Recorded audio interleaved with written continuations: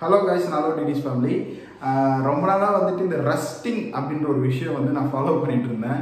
So அதை பற்றி உங்களுக்கு நான் சொல்லி ஆகணும் அப்படின்னு தான் இந்த வீடியோ. ஆக்சுவலாக நான் இது வந்து என்னோட 3 years ஓனர்ஷிப் ரிவ்யூவில் சொல்லலான்னு இருந்தேன். பட் அதில் வந்துட்டு நான் இது ஒன் ஆஃப் த பாயிண்ட்டாக தான் சொல்லுவேனே தவிர்த்து ஃபுல் வீடியோ யாரும் பார்க்க மாட்டீங்க, மோஸ்ட்லி யாரும் பார்க்க மாட்டீங்க, ஸ்கிப் பண்ணி தான் பார்ப்பீங்க. அப்படின்னு போது இந்த பாயிண்ட் உங்களுக்கு வந்து சேராது அப்படின்றதுக்காக இதை பற்றி ஒரு தனியாக ஒரு வீடியோ போடணும் அப்படின்னு இருந்தேன். நிறைய பேர் வந்து கேட்குறீங்க, ப்ரோ இப்போ வந்து கிளாசிக்கில் ராயல் என்ஃபீல்டோட குவாலிட்டிலாம் செம்மையாக இம்ப்ரூவ் பண்ணிட்டாங்களாமே, ரஸ்டிங் ஆகுதா அப்படின்னு சொல்லிட்டு கேட்குறாங்க. அப்படி கிடையாது, ரஸ்ட் ஆகுது. ஓகேங்களா? ஸோ இதில் ஃபஸ்ட்டு வண்டியில் வந்து எங்கே ரஸ்ட் ஆச்சு அப்படின்னு பார்த்தீங்கன்னா உங்களுக்கு மோஸ்ட்லி தெரிஞ்சிருக்கும், மட்கார்ட்ஸ். ஸோ இதில் பார்த்தீங்கன்னா இந்த ரியர் மட்கார்ட் தான் ஃபஸ்ட்டு ரஸ்ட் ஆச்சு.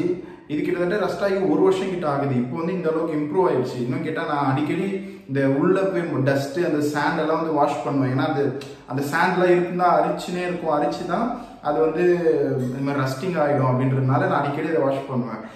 அப்படி இருந்தாலும் அதை தடுக்க முடியல. அது ரஸ்டாகி பொழந்துச்சு பாருங்க, அந்த பார்ட்டே வந்துருச்சு. இப்போ அதை சரியே பண்ண முடியாது. என்ன பண்ணுவாங்கன்னா அந்த ரஸ்ட்டை க்ளீன் பண்ணி மேலே எக்ஸ்ட்ரா மெட்டல் வச்சு அது ஒரு மிஷின், அதுக்கு கிட்டத்தட்ட ஒரு நிறைய வேலை போகும். அது வந்து நீங்கள் இந்த பட்டி பார்க்குற இடத்துல தான் எடுத்துகிட்டு போகிற மாதிரி இருக்கும். ஸோ அந்த மாதிரி அந்தளவுக்கு இந்த பேக் மட்கார்ட் ரஸ்ட் ஆகிருக்கு. அண்ட் இதுக்கப்புறம் வந்து எது ரஸ்ட் ஆச்சுன்னு பார்த்தீங்கன்னா இந்த என்ஜின் பக்கத்தில் இருக்க இந்த பென் பைப் கனெக்ட் ஆகிற அந்த பைப்பு. ஸோ அதுக்கு மேலே வந்து ஒரு மெட்டீரியல் ஒன்று இருக்கும், அந்த மெட்டீரியலும் வந்து பார்த்தீங்கன்னா ரஸ்ட் ஆச்சு. இது வந்து இந்த மட்கார்டுக்கு கொஞ்ச நாள்லேயே அதுவும் ரஸ்ட் ஆக ஆரம்பிச்சுது. எதனால நான் சொல்கிறேன், ஓகேங்களா? அது வந்து எல்லா பைக்லையும் ஆகிறது தான். ஸோ இந்த ரஸ்ட்டு அண்ட் முக்கியமாக வந்து நான் எங்கே ரஸ்ட் ஆகாது அங்கே தான் ரொம்ப நம்பிக்கை கொடுத்தாங்க ராயல் என்ஃபீல்டு. என்னன்னா இந்த எக்ஸாஸ்ட் வந்து இப்போ ஸ்டெயின்லெஸ் ஸ்டீல், இப்போ வர எல்லா வண்டியிலும் ஸ்டெயின்லெஸ் ஸ்டீல். இதுக்கு முன்னாடிலாம் பார்த்தீங்கன்னா மிட் ஸ்டீல், மிட் லைஃப் என்ன சொல்லுவாங்க, மிட் குவாலிட்டி ஸ்டீல் அப்படின்னு சொல்லுவாங்க. அது வந்து பார்த்தீங்கன்னா ஸ்டெயின்லெஸ் ஸ்டீல் மாதிரி இருக்காது. ஸ்டெயின்லெஸ் ஸ்டீல்ன்றது என்ன, துரு பிடிக்காமல் இருக்கிறது தான். பட் அந்த குவாலிட்டியில் விட்டுமோ எக்ஸாஸ்ட்ல துரு பிடிச்சிருக்கு. அது வந்துட்டு தவிர்க்க முடியாது. அதெல்லாம் எல்லா இடத்துலையும் துரு பிடிக்க தான் செய்யும். என்னதான் ஸ்டெயின்லெஸ் ஸ்டீல் வாங்கினாலுமே துரு பிடிக்க தான் செய்யும். இன்னும் கேட்டால் இந்த பெண்டு பைப் வருது இல்லையா, எக்ஸாஸ்ட் கனெக்ட் ஆகிற பைப், அது கூட அந்த அளவுக்கு துரு பிடிக்கல. ஆனால் இந்த ஸ்டெயின்லெஸ் ஸ்டீல் துரு பிடிச்சிருச்சு. பட் இதுக்கு மேஜரான ரீசன் என்ன, அதிலே நீங்கள் இந்த வீடியோல பாருங்க, அங்கங்கே டேமேஜ் ஆகிருக்கும், ரொம்ப டேமேஜ் பண்ணியிருப்பேன். அந்த டேமேஜ்னால தான் வந்துட்டு சீக்கிரமாக ரஸ்ட் ஆச்சு. அது என்னன்னா மேலே இருக்க பெயிண்ட்டை வந்து தேய்ச்சிருது இல்லையா, தேய்ச்சதுனால அது உள்ள இருக்க மெட்டீரியல் டேரெக்டாக தெரியும். அதனால அது அடிக்கடி தண்ணி பட்டு, காற்று பட்டு, மண்ணு பட்டு சீக்கிரமாக ரஸ்ட் ஆச்சு. ஸோ அதனால ஸ்டெயின்லெஸ் ஸ்டீலாக இருந்தாலும் ரஸ்ட் ஆகும். ஓகேங்களா? ஸோ இதுக்கு அடுத்து எங்கே ரஸ்ட் ஆயிடுச்சுன்னு பார்த்தீங்கன்னா ஃப்ரண்ட் மட்கார்டில் ரொம்ப மைன்யூட்டாக வந்து ரஸ்ட் ஆகிருக்கு. இன்னும் ஏன்னா ஃப்ரண்ட் மட்கார்ட்னா வந்து சீக்கிரமாக ரஸ்ட் ஆகும், லைக் வந்து பேக் மட்கார்ட் மாதிரி. பட் இங்கே வந்து அந்தளவுக்கு ரஸ்ட் ஆகலை. இன்னும் பின்பக்கம்லாம் வந்து பார்த்தீங்கன்னா ரொம்ப கம்மியாக தான் ரஸ்ட் ஆகிருக்கு. ஃப்ரண்ட் மட்கார்ட்லேயே கீழ் பக்கம் பார்த்தீங்கன்னா ரொம்ப கம்மியான லெவலில் தான் ரஸ்ட் ஆகிருக்கு. அண்ட் நெக்ஸ்ட் வந்து பார்த்தீங்கன்னா ஸ்டாண்டு, அதுவும் முக்கியமாக ஸ்ட்ரைட் ஸ்டாண்டு. ஏன்னா அது வந்துட்டு இப்படி மடங்கி இருக்குது, நம்ம அதிகமாக தண்ணியில் சேர்றப்போ ரொம்ப அதிகமாக அங்கே தண்ணி போடும். ஸோ அந்த கீழே பார்த்தீங்கன்னா அந்த கம்பார்ட், அந்த என்ஜினுக்கு முன்னாடி இருக்க அந்த சேசஸ், லைக் அந்த ஒரு நீட் பைப் ஒன்று இருக்கும், அந்த இடம், லைக் அங்கே வந்து இது போடுற இடம், என்ன சொல்லுவாங்க, சம்கார்ட் போடுற இடம், அந்த இடம்லாம் வந்து பார்த்தீங்கன்னா ரொம்ப சீக்கிரமாக ரஸ்ட் ஆகும். இப்போது இங்கே வந்துட்டு எனக்கு இந்த ஸ்ட்ரைட் ஸ்டாண்டு கீழ் பக்கம்லாம் ரஸ்ட் ஆகிருக்கு. அதெல்லாம் யூஸ்வலாக ஆகிறது தான். அங்கெல்லாம் ஸ்டெயின்லெஸ் ஸ்டீல், ஃபுல்லாகவே ஸ்டெயின்லெஸ் ஸ்டீல் கொடுக்க முடியாது, அப்போ ரொம்ப ரேட் ஏற்றிடுவானுங்க. ஸோ அதனால் நீங்கள் வந்து பார்த்தீங்கன்னா அந்த சம்கார்டு யூஸ் பண்ணுங்கள். சம்கார்டு யூஸ் பண்ணிங்கன்னா மோஸ்ட்லி ஒரு அட்லீஸ்ட் ஒரு 70 to 80% உங்களுக்கு அங்கே தண்ணி அடிக்குது, சேர் அடிக்குது, எல்லாமே வந்து உங்களுக்கு கவர் ஆகும். கீழே வந்து என்ஜின் வந்து எங்கேயுமே இப்போ நீங்கள் ஒரு பள்ளத்தில் ஒரு ஸ்பீட் பிரேக்கில் ஏற்றுமோ டொம்மும் சம்டைம்ஸ் இடிக்கும். ஸோ அந்தமாதிரி இடிக்காமல் எல்லாமே அந்த சம்கார்டு பார்த்துக்கும். ஸோ சம்கார்டு போடுறது ரொம்ப யூஸ்ஃபுல்.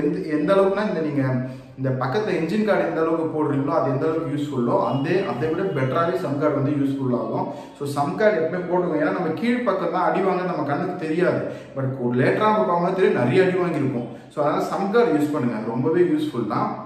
அண்ட் நெக்ஸ்ட் வந்து பார்த்தீங்கன்னா செயின் ரெஸ்ட் வந்து பார்த்தீங்கன்னா நீங்கள் வண்டி வாங்கி ஒரே வாரத்தை கூட செயின் ரெஸ்ட் ஆகும். நீங்கள் வந்து மழையில் அடிக்கடி நினச்சிட்டே இருக்கு, வண்டி வாங்கி அப்படியே வச்சுட்டீங்க, மழை பெஞ்சுனே இருக்கு, நீங்கள் ஒரு வாரம் வண்டி எடுக்காமல் போய் பார்க்குறீங்கன்னா உங்களுக்கு செயின் ரஸ்ட் ஆகிதான் இருக்கும். ஏன்னா செயினில் வந்து இந்த ஆன்டி ரெஸ்ட் குவாலிட்டி, இந்த ஸ்டெயின்லெஸ்லாம் கொடுக்க முடியாது, அது உங்களுக்கு தெரியும்.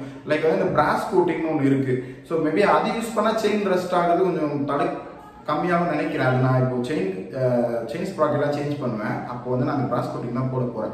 ஸோ அதில் நம்ம அதை பற்றி டீட்டெயிலாக பார்க்கலாம். ஸோ இந்த செயின் ரெஸ்டிங் வந்து ரொம்ப வெரி யூஷுவல், அது வந்து எதுவுமே நம்ம பண்ண முடியாது. நம்ம எப்பவும் போல 500-600 கிலோமீட்டர் ஒன்ஸ் நீங்கள் செயின் க்ளீன் பண்ணி லூப் பண்ணிங்கனாலே அது ப்ராப்பராக இருக்கும். அதே மாதிரி நீங்கள் செயின் லூப் யூஸ் பண்ணிங்கனாலே அந்த செயின் ரெஸ்ட் வந்து 100% கிளியர் பண்ணிடலாம். செயின் கிளீனர் ஒரு டீசல் எது யூஸ் பண்ணினாலும் 100% செயின் ரெஸ்ட் வந்து க்ளீன் பண்ணிடலாம். அது வெரி யூஸ்ஃபுல் தான். அண்ட் நெக்ஸ்ட் வந்து பார்த்தீங்கன்னா இந்த பெண்டு பைப்பில் ஒரு விஷயம் சொல்ல மறந்துட்டேன். இந்த பெண்டு பைப் வந்து நிறைய பேருக்கு வந்து ரஸ்ட்டாக இருக்கும். யாருக்குலாம் ரஸ்ட்டாக இருக்கும் பார்த்தீங்கன்னா, அந்த ஹீட் வந்து நம்ம காலில் பற்றக்கூடாது, அதுக்கு மேலே ஒரு ப்ரொடெக்ஷன் ஒன்று சுற்றுவோம், ஒரு கிளாத் ஒன்று சுற்றுவோம். நீங்கள் இப்போது புதுப்பேட் சைட்லாம் போயிட்டு லோக்கலில் சில ஆக்சசரிஸ்லாம் மாற்றுவீங்கன்னு போவீங்க. அப்போ உங்கள் கம்பல்சரியாக உங்கள் தலையில் அதை கட்டி விட்டுருவாங்க. இது சுற்றுங்க, ஹீட்டு காலில் படாமல் இருக்கும். நம்ம என்ன பண்ணுவோம், காலில் படாமல் இருந்தால் சுற்றிடுவோம். அதை தயவு செஞ்சு சுற்றாதீங்க, அது ரொம்ப ரொம்ப டேஞ்சர். அந்த கிளாத் நீங்கள் சுற்றுறீங்கனாலே தண்ணி பட்டு பட்டு உள்ளே வந்து அப்படியே அந்த ரஸ்ட் வந்து இழுத்துக்கும், சாரி இந்த வாட்டர் வந்து அப்சர்வ் பண்ணி வச்சுக்கும். அப்போ என்ன ஆகும்னா ரஸ்ட் ரொம்ப சீக்கிரமாக வந்துடும்.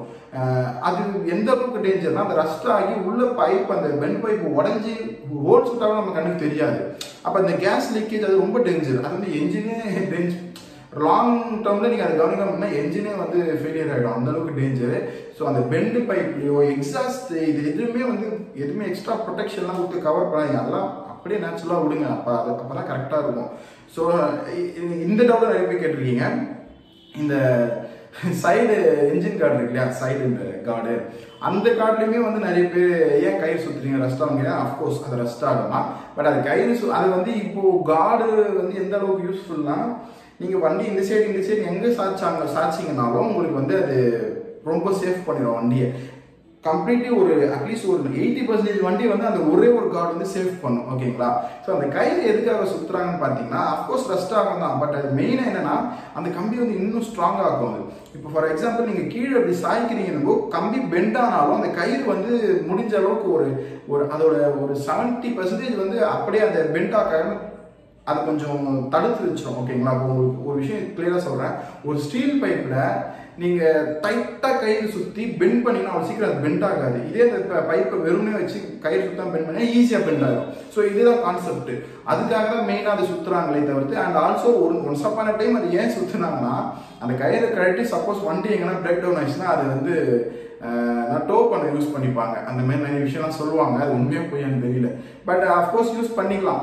ஸோ அந்த ரீசனுக்காகவும் வந்து அதை சுற்றுவாங்க. பட் இப்போ அதுக்கு நிறைய பேர் வந்து எதுக்கு சுற்றுறாங்கன்னா, ஸ்டைலுக்குன்னு நினச்சி சுற்றிட்டு இருக்காங்க. அதனால அவங்க வந்து லோ குவாலிட்டி கயிறு, லைக் வந்து ரொம்ப நூல் மாதிரி இருக்க கயிறுலாம் வாங்கி சுற்றுறாங்க.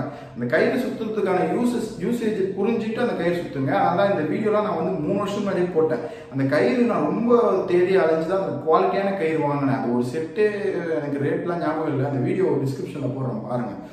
அதனால் அந்த கயிறு நான் வாங்கி யூஸ் பண்ணேன். ஸோ அதுக்காக தான் வந்து அந்த கயிறு வந்து யூஸ் பண்ணுறோம். அஃப்கோர்ஸ் அது ரஸ்ட் ஆகலாம், பட் ஒன்றும் தடுக்க முடியாது. பட் அது ரஸ்ட் ஆகுறதுனால உங்களுக்கு பெரிய அளவுக்கு ஒன்றும் நஷ்டமும் கிடையாது.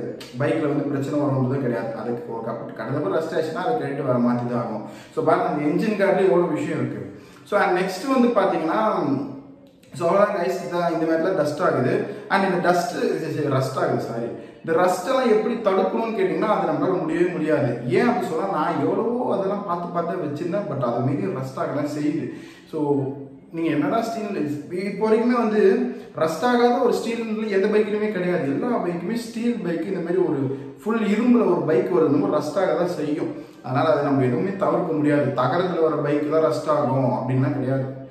அந்த மாதிரி ஸ்டீல் மெட்டீரியல் எதில் வந்தாலுமே ரஸ்ட் ஆக தான் செய்யும். அது ஒன்றுமே பண்ண முடியாது, தடுக்கவே முடியாது. முடிஞ்ச அளவுக்கு நீங்கள் என்ன பண்ணுங்க, தண்ணிலாம் இப்போ வாஷ் பண்ணுறீங்க, இல்லை மழையில் நினைங்கன்னா தப்புன்னு தொடச்சிட்டே இருங்க. இல்லை மழையில் படாத மாதிரி ஒரு இடத்துலையோ இல்லை வாட்டர் ரெசிஸ்டன்ஸ் கவரோ போட்டு பக்காவாக வண்டியை வச்சிங்கன்னா உங்களுக்கு வந்து லேட்டராக சீக்கிரமாக ரெஸ்ட் ஆக வேண்டிய விஷயம் கொஞ்சம் லேட்டராக ஆகும். அவ்வளோதான். முடிஞ்ச அளவுக்கு சீக்கிரமாக ஆகாமல் தடுக்கலாம். அது ஒரு விஷயம் பண்ணலாம். தண்ணி தான் மெயின். தண்ணியும் அந்த காற்றும் பட்டுச்சுனாலே ரஸ்ட் ஆகும். ஸோ இதை நீங்கள் அடிக்கடி ஃபாலோ பண்ணுங்கள். அடிக்கடி வண்டியை வாஷ் பண்ணாதீங்க. முக்கியமாக அடிக்கடி தண்ணியை ஊற்றி பொழிச்சு ஊற்றி வாஷ் பண்ணாதீங்க. அது பண்ணாமல் இருந்தீங்கனாலே ரஸ்ட் ஆகாமல் இருக்கும். முடிஞ்ச அளவுக்கு தொடச்சிருங்க ஈர துணி போட்டு. அண்ட் இப்போ வரைக்கும் பார்த்தீங்கன்னா முக்கியமாக இந்த டேங்க்கு சைடு, இங்கேயும் ஒரு விஷயம் சொல்ல மாட்டேன். இந்த கீழே இந்த சைட் பாக்ஸ் இருக்கு இல்லையா, அந்த சைட் பாக்ஸ் கீழே அந்த ஜாயிண்ட் அந்த ஒரு இது வருது. அந்த ஜாயிண்ட்லையுமே ரஸ்டஸ் வருது. அப்புறம் அங்கங்கே குட்டி குட்டி போல்டு இது எல்லாமே ரஸ்ட் வந்துருக்கு நம்ம வண்டியில். அண்ட் இப்போ வரைக்குமே இந்த டேங்க்கு என்ஜின்ஸில் இருக்க முக்கியமான பார்ட்ஸ் இங்கன்னா ரஸ்ட் வரல. அது வரைக்கும் சந்தோஷம். ஸோ ஓகே, இப்போ நெக்ஸ்ட்டு இந்த ரஸ்ட்டை எப்படி க்ளீன் பண்ணுறது, இது வழி இருக்காங்கன்னா அஃப்கோர்ஸ் நிறைய வந்துருச்சு. இப்போது அதில் மேஜராக 2 இருக்குது. WD-40 அது வந்து எல்லாருக்குமே தெரிஞ்ச ஒரு பிராண்ட். நாட் ஓன்லி பைக்குக்கு இல்லை ரஸ்ட் ஆகிற எல்லா பார்ட்ஸுக்குமே அது யூஸ் பண்ணுவாங்க WD-40. அண்ட் அதுக்கப்புறம் வந்து நம்ம ராயல் என்ஃபீல்டே ரஸ்ட் கிளீனர்னு ஒரு இது இருக்குது, ஒரு எசென்ஷியல் இருக்குது. நீங்கள் அந்த ரஸ்ட் கிளீனர் வாங்கியும் யூஸ் பண்ணலாம். இது ரெண்டுலேயே எது பெஸ்ட்டுன்னு கேட்டால் நான் இது வரைக்கும் யூஸ் பண்ணல. நான் ரிசர்ச் பண்ண வரைக்குமே ரெண்டுமே ஈக்குவலான ரிசல்ட் தான் வருது. ஓகேங்களா? ஸோ ஆனால் மோஸ்ட்லி ராயல் என்ஃபீல்டில் ரஸ்ட் கிளீனர்னு யாருக்கும் தெரியாது, ஆனால் WD-40 ப்ரிஃபர் பண்ணுவாங்க. ஸோ நீங்கள் எது வேணால் ப்ரிஃபர் பண்ணிக்கோங்க. நான் இதை பற்றி இன்னொரு வீடியோ போடுறேன். ரெண்டுத்துலேயுமே எது வந்து பக்காவாக வேலை செய்யுது, எவ்வளோ காஸ்ட்டு, எவ்வளோ குவான்டிட்டி எல்லாமே நான் டீட்டெயிலாக வாங்கிட்டு ஒரு வீடியோ போடுறேன், ட்ரை பண்ணிட்டு போடுறேன். இந்த வீடியோவில் முடிஞ்சளவுக்கு லைவாகவும் காட்டுறேன் நான். ஸோ அதனால் அது அப்புறம் பார்ப்போம். ஸோ இதுதான் ரஸ்ட்டு வரதுக்கு முன்னாடி நம்ம மேலே இது தேய்க்குது அது தேய்க்குது எதை தேய்ச்சாலும் நீங்கள் செராமிக் கோட்டிங் தேய்ச்சாலும் ரஸ்ட்டு வரதான் செய்யும், ஒன்றுமே பண்ண முடியாது. ஏன்னா செராமிக் கோட்டிங் மேலே பக்கம், ஃபார் எக்ஸாம்பிள் மட்காட்டில் தேய்க்கிறாங்க, உள்பக்கம்லாம் தேய்க்க முடியுமா? முடியாது. ஸோ உள்பக்கம் மண் தண்ணியெல்லாம் பட்டு உள்பக்கத்தில் ரஸ்ட்டாக தான் செய்யும். அதனால் தடுக்கிறதுக்கு எதுவும் இல்லை, வந்த பிறகு க்ளீன் பண்ணலாம்.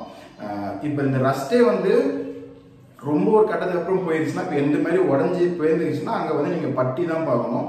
அங்கே நீங்கள் ரஸ்ட் கிளீன் பண்ணிவிட்டு பட்டி பார்த்து அதை திரும்பியும் அந்த லெவல் ஷேப்புக்கு கொண்டு வரணும். அந்த மாதிரி தான் பண்ணி நம்ம மட்காரையும் சேஞ்ச் பண்ணணும். இந்த மாதிரி தான் பண்ணணும். ஸோ அவ்வளோதான் காய்ஸ். ரஸ்ட் அப்படின்றது கிளாசிக் ராயல் என்ஃபீல்டில் டெஃபினட்டாக வரும், அதை தவிர்க்க முடியாது. ஸோ இந்த வீடியோ ஃபுல்லாக ஸ்கிப் பண்ணாமல் பாருங்கள். ஸ்கிப் பண்ணி பாருங்கள், ஒன்றுமே புரியாது. கண்டிப்பாக ஸ்கிப் பண்ணாமல் ரொம்ப யூஸ்ஃபுல்லாக இருக்கும். ஸோ அவங்க நெக்ஸ்ட் வீடியோவில் மீட் பண்ணுறேன். பாய்.